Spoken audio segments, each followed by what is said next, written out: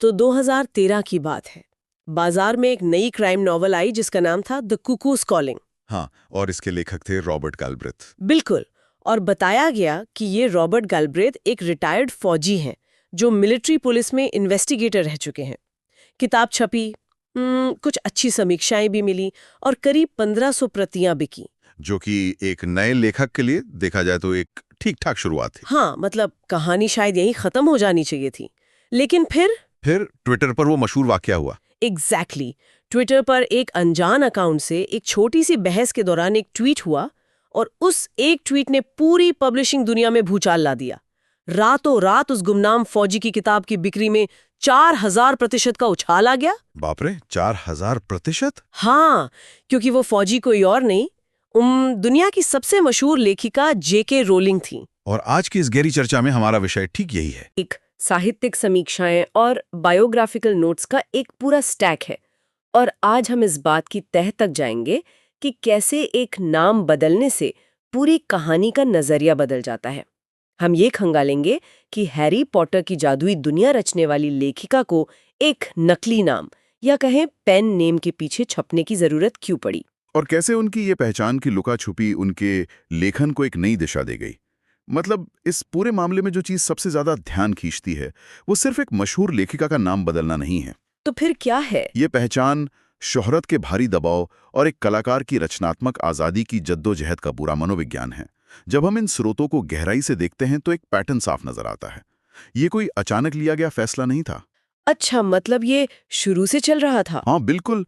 अपनी असली पहचान को छुपाकर कहानियों को दुनिया के सामने लाने का ये सिलसिला उनके करियर की शुरुआत से ही जुड़ गया था। ठीक है, तो आइए इसको थोड़ा विस्तार से समझते हैं। इससे पहले कि हम उन सीक्रेट क्राइम नॉवेल्स और उनके पीछे रची गई उस पूरी झूठी दुनिया के बारे में बात करें, ये समझना जरूरी है कि जिस नाम से दुनिया उन्हें जानती है, जेके रोलिंग, हाँ, वो भी पूरी तरह से उनका असली नाम नहीं है। मतलब उनका जन्म का नाम सिर्फ जोएन रोलिंग है, उनका कोई मिडिल नेम या मध्य नाम है ही नहीं। ये बात बहुत कम लोग जानते हैं, और सच कहूं तो ये पब्लिशिंग के इतिहास का एक बहुत ही कड़वा सच बयां करता है। वो कैसे? चलिए 1990 के दशक में चलते हैं। जोएन रोलिंग ने हैरी पॉटर की पहली पांडुलिपि तैयार कर ली थी, लेकिन पब्लिशिंग की दुनिया उस वक्त कुछ बहुत ही कड़े और पुराने स्टीरियोटाइप्स पर चलती थी। मतलब लड़कों और लड़कियों की किताबों वाला भेदभाव। एग्जैक्टली। प्रकाशकों के पास जो मार्केट रिसर्च थी उसके हिसाब से 9 से 12 साल की युवा लड़के किसी महिला द्वारा लिखी गई जादू, रोमांच और एक्शन की किताब को हाथ तक नहीं लगाते। सच में? मतलब ये तो बहुत अजीब बात है। बिल्कुल। उन्हें लगा कि अगर कवर पर जोएन रोलिंग लिखा होगा तो आधी टारगेट ऑडियंस किताब को बुक स्टोर में छोड़ देगी। रुको, मुझे इस बात पे थोड़ा शक होता है। मैं सोच रही थी कि क्या पब्लिशर्स वाकई इतने डरे हुए थे। मतलब अगर कहानी में दम है तो क्या सच में कवर पे लिखा एक नाम इतनी बड़ी रुकावट बन सकता था? देखिए, पब्लिशिंग एक बिजनेस है। हाँ, वो तो है। और ये आलस से ज्यादा एक परखी हुई और कह सकते हैं कि डरावनी व्यावसायिक रणनीति थी। प्रकाशक लाखों पाउंड का दाव लगा रहे होते हैं। वे कोई भी ऐसा रिस्क नहीं लेना चाहते थे जो उनके खुद के बनाए हुए डेटा के खिलाफ जाता हो। तो उन्होंने क्या किया? उन्होंने लेखिका के सामने एक अजीब सी शर्त रख दी। एक ऐसा नाम चुनने को कहा गया जो जेंडर न्यूट्रल हो, जिससे ये पता ही ना चले कि किताब किसी आदमी ने लिखी है या औरत ने। तब जोएन ने अपनी दादी कैथलीन के नाम से के अक्षर उधार लिया और जेके रोलिंग का जन्म हुआ। बिल्कुल सही। यार, ये तो किसी ट्रोजन हॉर्स की तरह है। Trojan horse? वो कैसे? मेरा मतलब है, बाहर से देखने में ये एक ऐसा नाम था जो पब्लिशर्स के उन पुराने और संकीर्ण नियमों में फिट बैठता था, लेकिन उसके अंदर एक महिला की वो शानदार कहानी छुपी थी जिसने पूरी दुनिया का नजरिया बदल दिया। उन्होंने सिस्टम की उस पुरानी सोच का इस्तेमाल अपने ही फायदे के लिए किया और अपनी कहानी को सफलता के किले के अंदर पहुंचा दिया। ये बहुत ही बढ़िया तुलना है, और यहां से एक बहुत बड़ा मनोवैज्ञानिक बदलाव शुरू होता है। जरा उस लेखिका के नजरिए से सोचें। हाँ बिल्कुल। जिसे अपनी पहली ही किताब, अपने पहले ही बड़े सपने को दुनिया के सामने लाने से पहले अपनी पहचान का एक अहम हिस्सा छुपाने पर मजबूर होना पड़े। उन्हें पहले ही दिन से एक नकाब पहनना पड़ा। भले ही वो नकाब छोटा सा था, महज 2 अक्षरों का। सही कहा, लेकिन वो था तो एक पर्दा ही। आगे चलकर जब उनके जीवन में नए पेन नेम का विचार आया होगा तो उसकी जड़ें शायद इसी शुरुआती घटना में रही होंगी। एक बार जब कोई नाम के पर्दे के पीछे से सफलता का स्वाद चख लेता है तो वो नकाब एक ढाल की तरह सुरक्षित महसूस कराने लगता है। लेकिन वो ढाल बहुत जल्दी एक बहुत भारी बोझ बन गई होगी।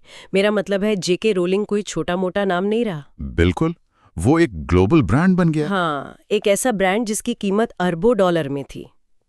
जब किसी का नाम इतना बड़ा हो जाए कि लोग किताब के पन्नों से ज्यादा कवर पर छपे उस नाम को देखने लगें, तो वो नाम एक सोने के पिंजरे जैसा महसूस होने लगता है। एक सोने का पिंजरा, बिल्कुल सही शब्द चुना आपने। हर तरफ से बस यही उम्मीद होती है कि अगली किताब भी हैरी पॉटर जैसी ही कोई जादुई दुनिया लेकर आएगी। और शोहरत का यही सबसे घुटन भरा पहलू होता है।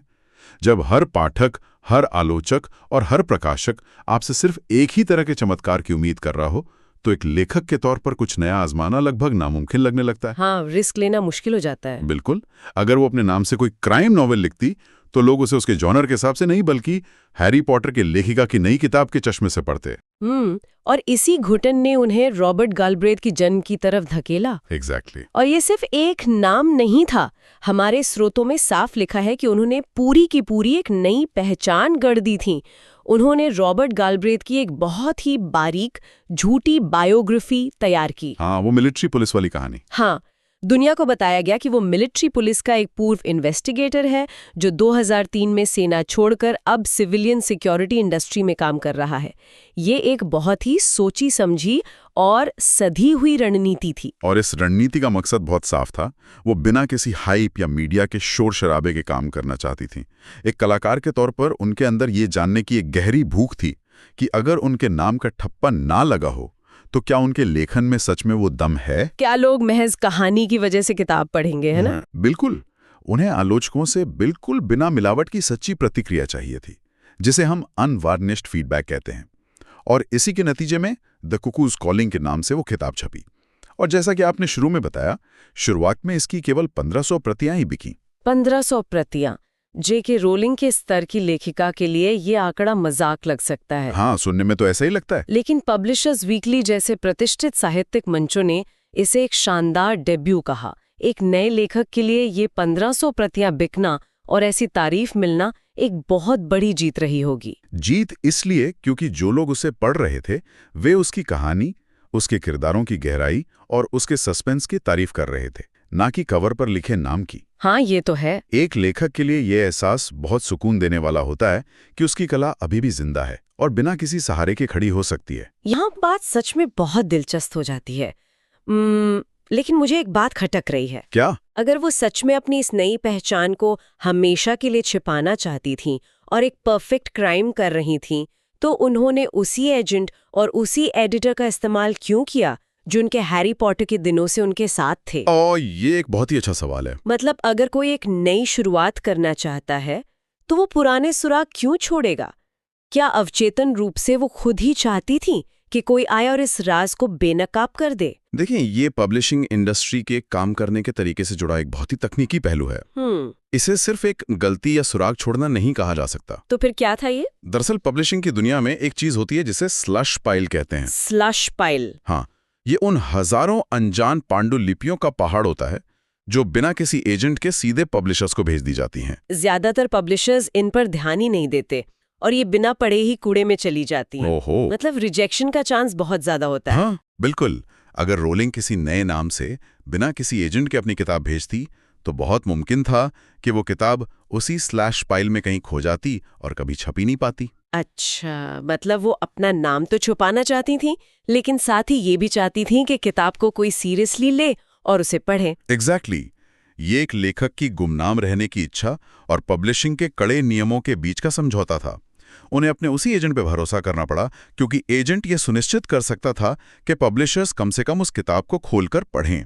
और विडंबना देखिए, यही उनकी सबसे कमजोर कड़ी साबित हुई। बिल्कुल। और वो राज कैसे खुला, ये कहानी तो और भी ज्यादा हैरान कर देने वाली है। हाँ, कोई खोजी पत्रकारिता या जासूसी एजेंसी ने ये खुलासा नहीं किया, बल्कि इसका स्रोत बना ट्विटर। हाँ, एक मामूली सा ट्वीट। कहानी कुछ यूं है कि एक साधारण सी ऑनलाइन बहस चल रही थी कि आजकल के नए लेखक कैसा लिख रहे हैं।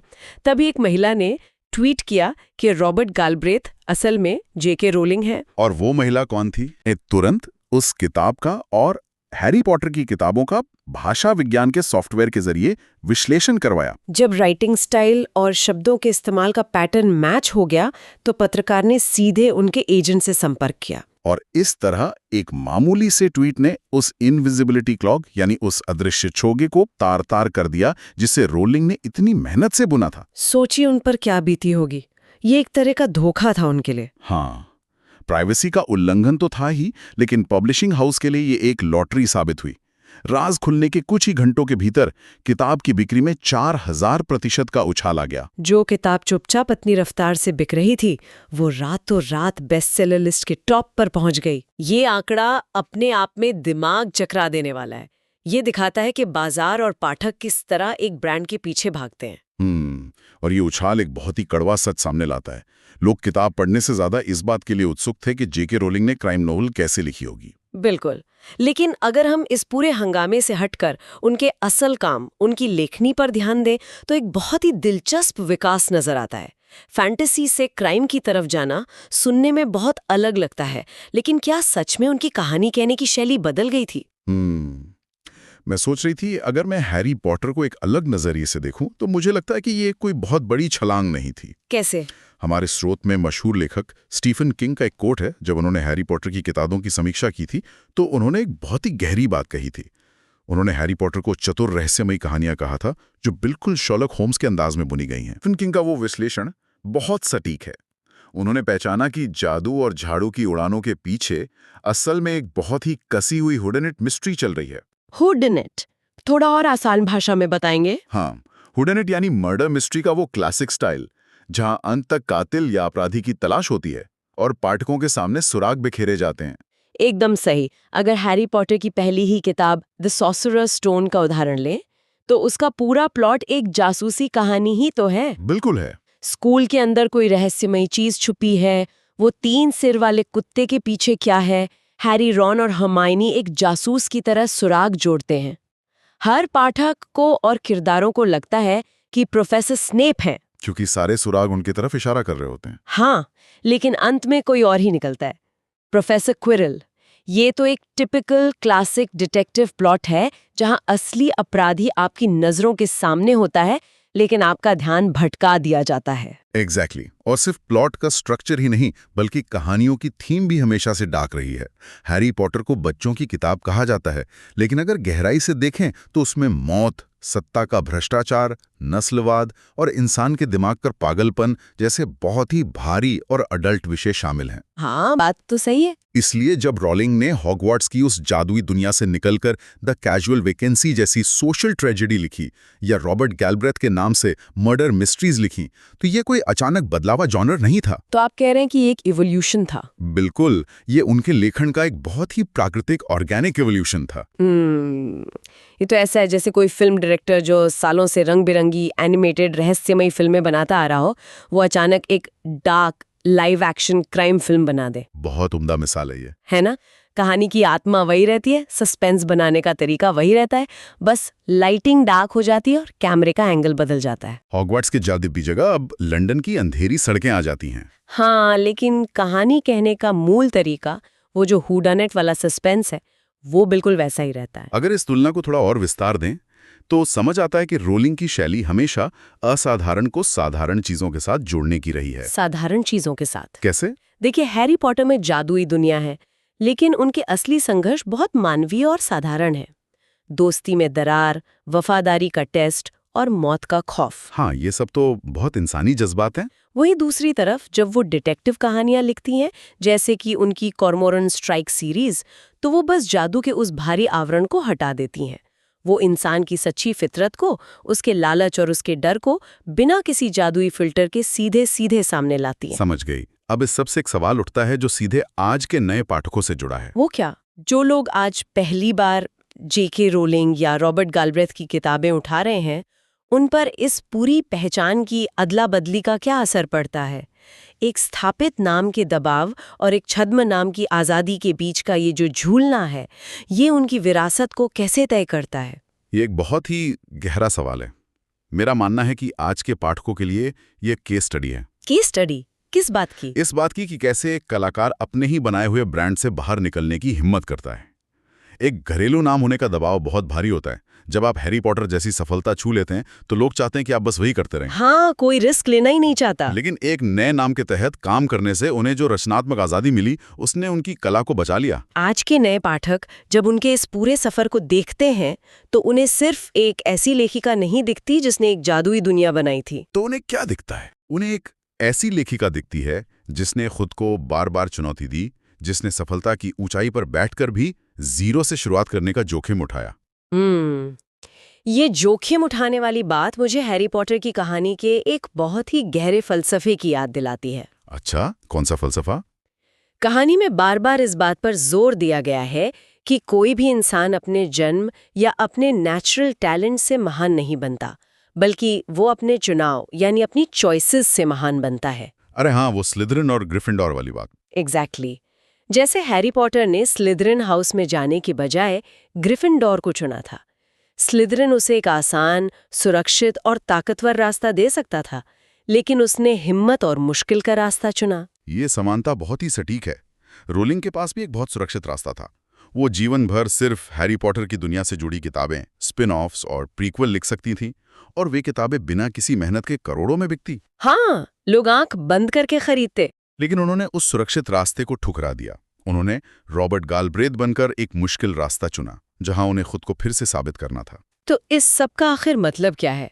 मुझे लगता है कि उनकी ये पेन नेम्स, चाहे वो शुरुआत में पब्लिशर्स को चकमा देने के लिए जेके बनना हो या बाद में शोहरत से बचने के लिए रॉबर्ट गालब्रेथ का नकाब पहनना हो, ये उनके लिए एक निजी इनविजिबिलिटी क्लॉक या अदृश्य होने वाले चोगे की तरह थे। बिल्कुल, एक बचाव का तरीका। हाँ, इस चोगे ने उन्हें उस भारी शोहरत और लोगों की उम्मीदों की नजरों से छुपकर साहित्यिक दुनिया में आज़ादी से घूमने का मौका दिया।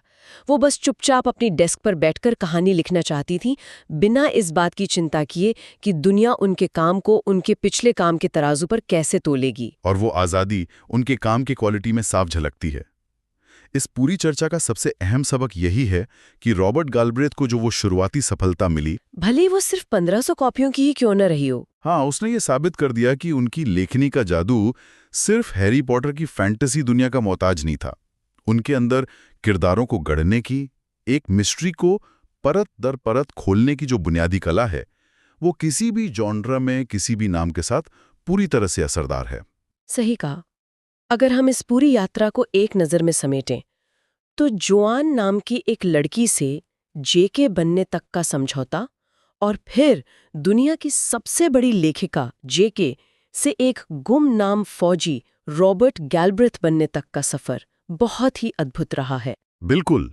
हॉगवर्ट्स के उन जादुई और रोशन गलियारों से लेकर लंदन में अपराध की अंधेरी और खतरनाक दुनिया तक की ये यात्रा सिर्फ किताबों की नहीं है।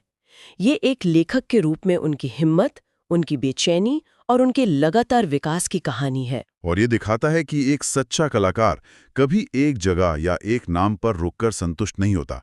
ये अपनी खुद की पहचान और अपनी कला के साथ एक निरंतर प्रयोग है। 100%। ये इस बात का सबूत है कि अंत में कहानियां हमेशा हमारे नामों से बड़ी होती हैं। हालांकि कभी-कभी उन बेहतरीन कहानियों को दुनिया की नज़रों के सामने लाने के लिए या कभी-कभी दुनिया की नज़रों से बचाने के लिए नामों का ये खेल खेलना ही पड़ता है। लेकिन इस पूरी चर्चा ने मेरे दिमाग में एक ऐसा सवाल छोड़ दिया है जो शायद मुझे काफी समय तक सोचने पर मजबूर करेगा। वो क्या सवाल है? जरा इस पे गौर करें। अगर 2013 में ट्विटर पर उस वकील की पत्नी की दोस्त ने वो बहस ना की होती, अगर उस ट्वीट ने रॉबर्ट गैलब्रेथ की असली पहचान का पर्दाफाश कभी ना किया होता, तो कहानी आज क्या होती? सच में ये बहुत सोचने वाली बात है ना? क्या वो डिटेक्टिव सीरीज लंबे समय तक सिर्फ अपने दम पर बिना रोलिंग नाम के सहारे के 5 या 6 किताबों तक टिक पाती, या फिर क्या रोलिंग हमेशा के लिए अपनी उस विशाल फैंटेसी वाली दुनिया को छोड़ देती और एक काल्पनिक मिलिट्री पुलिस वाले के साए में गुमनाम रहकर ही अपना बाकी जीवन कहानियां लिखते हुए बिताना ज्यादा पसंद करती? ये एक ऐसा सवाल है जो हमें ये सोचने पर मजबूर कर देता है कि आज के दौर में किसी किताब की असली ताकत कहाँ बसती है। हाँ, उन पन्नों पर रची गई शानदार कहानी में या फिर उस किताब के कवर पर छपे उस नाम में जिसे दुनिया पूजती है। बिल्कुल। शायद अगली बार किसी भी किताब को पढ़ते वक्त उसके कवर से ज्यादा उसकी कहानी की आवाज को सुनने की कोशिश करनी चाहिए। कौन जाने पर्दों के पीछे कोई और ही जादूगर अपना खेल दिखा रहा हो। तो इसी विचार के साथ हम अपनी आज की इस विस्तृत चर्चा को यहीं विराम देते हैं। जुड़े रहिए हमारे साथ ऐसे ही और गहरे और दिलचस्प विषयों के लिए।